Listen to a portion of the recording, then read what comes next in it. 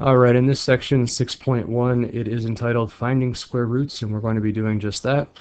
Here's what we're about to get into, just taking the square roots of some perfect squares, and then we're going to start looking at the plus or minus symbol, which we'll see in a couple of these. But that's all we have for this section. Alright, so the first thing I need to introduce is what I just said, perfect square. A perfect square is a number with integers as its square roots. And as you can see, I put some examples of integers. That's positive, negative, whole numbers, and including 0. So those are integers. So when it says a number with integers as its square roots, if I were to take the square root of, let's say, 144, 144, I'm going to put a little note over here, 144 is a perfect square,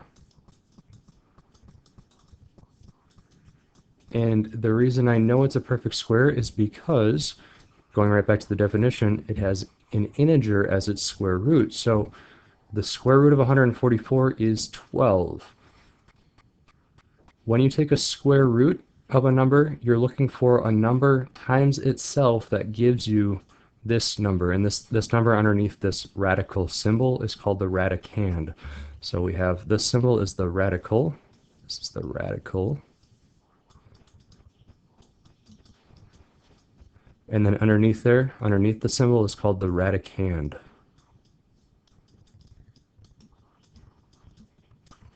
So the radicand here is a perfect square because if you take the square root, you get out an integer. And that's my answer. Some of you will want to use a calculator on some of these problems, and that's fine. Just be careful on some calculators if you type in the square root first. So if you hit the square root button first and then you try to type in the radicand, it might not give you the right answer. Some calculators it needs you to type in the radicand and then hit the square root button. It really just depends on the calculator. So on mine here, if I type in 144 first and then hit the square root button, it gives me 12. But if I hit the square root button first and then hit 144, it gives me 144. So this calculator wants the radicand and then the square root button. It'll differ by different calculators though. Alright, on the next one, it has a symbol that you have probably never seen before. This guy right here is called the plus or minus symbol. So you read that plus or minus, plus or minus. And what it means is you have one positive value and one negative value. You have two different numbers represented with one value over here. So this is plus or minus. The square root of 4 is 2 because 2 times 2 is 4. And that's your answer. You can write it just like this. So what this means is this is 2 or negative 2. So it's really two values. The plus or minus symbol tells us we have two different values. One's positive and one is negative. All right, on the next one, this one has a negative symbol out in front of the square root, so it's going to just get carried down throughout our problem. The square root of 64, so what times what gives you 64? And that is 8 times 8 is 64. So the square root of 64 is 8. So the answer to negative root 64 is negative 8. I should say the simplified version of that. All right, example number 4. What is the side length of a square that has this area, 36/64 square inches? We read this as square inches. Square inches.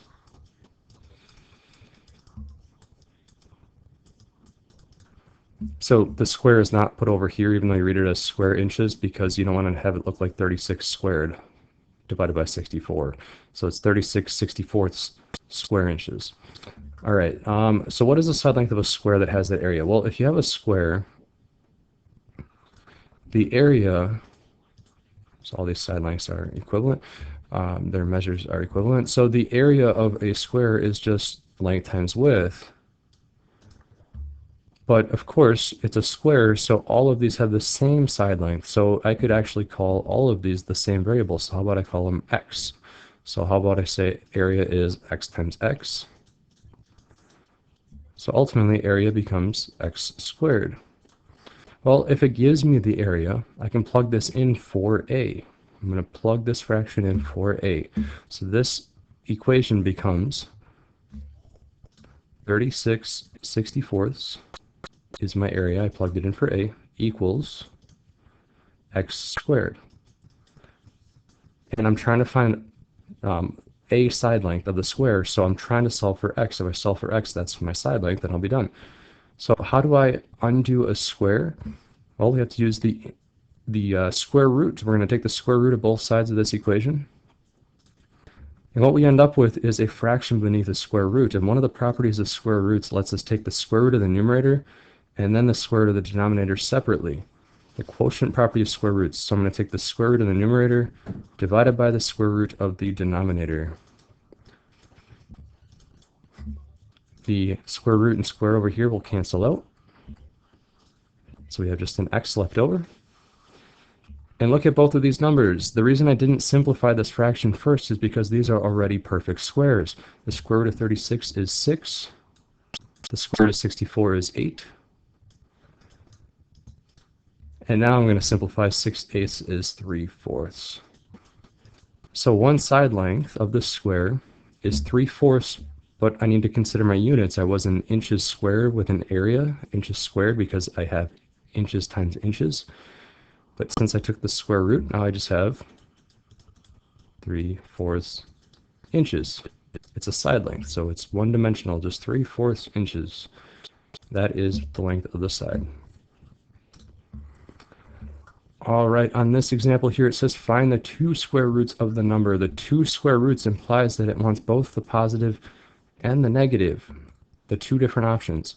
So that is that plus or minus symbol. So when I take the square root of this, I'm looking for both the positive or negative values.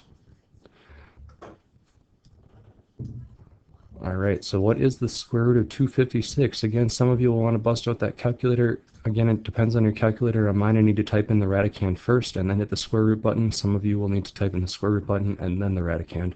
But it is 16. So plus or minus 16, those are the two square roots. If you look in the back of your textbook at any of your homework problems where you're finding the square roots, you are going to see that they're going to write their answers using a comma.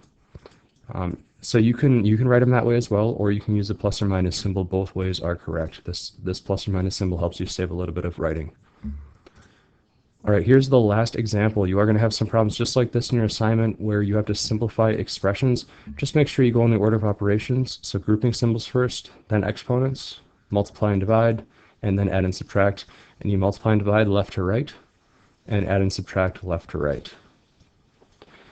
Okay, so grouping symbols first. So inside of this grouping symbol, we have another grouping symbol, the square root. So inside of the square root, can we simplify anything in here? Well, what's 144 divided by 4? So 144 divided by 4. That's 36, which is great because it's going to be the square root of 36, and 36 is a perfect square. So I can evaluate the grouping symbol. The square root of 36 is 6. Inside of the parentheses, the other grouping symbol, now I can do the subtraction. So 6 minus 7 is -1, and then I can multiply. 2 times -1 is -2. So just follow the order of operations and you'll get those right answers. All right, and that brings us to the assignment. So the assignment for this section is a book assignment, pages 234 to 235, numbers 4 through 24, and 39. That's just a review problem. But 4 through 24, we're going to talk about a couple of those. So in 4, 5, and 6, you are working with problems that are very similar to this problem right here. Instead of using x, they're using s for the side length, but it's the same setup. So you're going to do length times width, and this one is going to be s times s, which will give you an s squared. Your area is 441, so you're going to plug in a 441 for a instead of this fraction that we plugged in this example. You're still going to take the square root of both sides, and then you're going to get your answer in that way. Okay, so it's very similar to this example number 4 for these 3 problems. All right, so let's look at a couple other ones here. In the next set of questions here, it says find the 2 square roots of the number. So on 7, 8, 9, and 10, I'll show you number 7 real quick here. The 2 square roots implies the positive or negative square root of the value. So for number 7, I'm taking plus or minus square root of, in this case, 9. You just have to evaluate the square root and carry down your plus or minus symbol. So the square root of 9 is 3 because 3 times 3 is 9. So that's my answer for number 7, plus or minus 3. On the next ones, it does say find the square roots. So it says root or roots. So we need to talk about that. We're finding the square root, that's the singular, only one square root, if there's no plus or minus symbol before the square root. If there are two, if it's roots, the plural version, then we're going to have the plus or minus symbol. So that's why it says root or roots. If you have a plus or minus symbol, there's two roots. If there's no plus or minus symbol, there's just one root. So let's go through a couple of those. So number 11, the square root of 625 is 25 because 25 times 25 is 625. And again, we can verify that with a calculator if you like. You should still get that 25. On 15, we have a plus or minus symbol. So on this one, we're going to carry down that plus or minus symbol and then take the square root of 4.84 and get 2.2. So the two values on this one, the two roots, are plus or minus 2.2. All right, let's see. Evaluate the expression. Remember to follow the order of operations. So like in number 19, you're going to...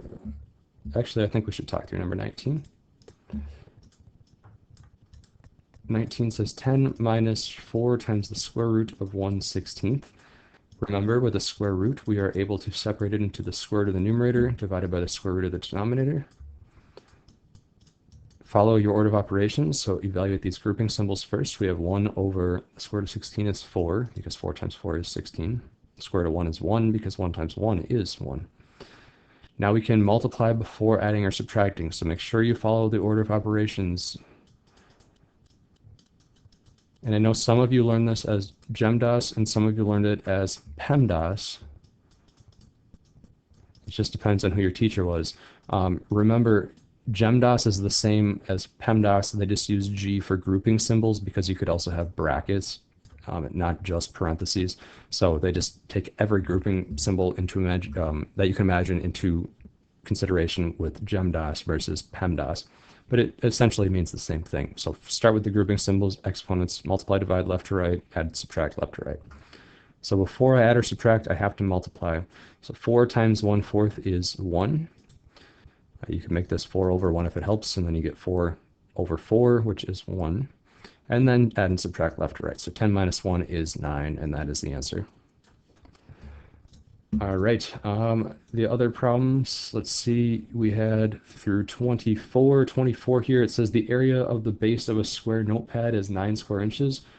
What is the length of one side of the base of the notepad? I'm not going to do this whole problem for you, but I'll just give you a couple of notes here.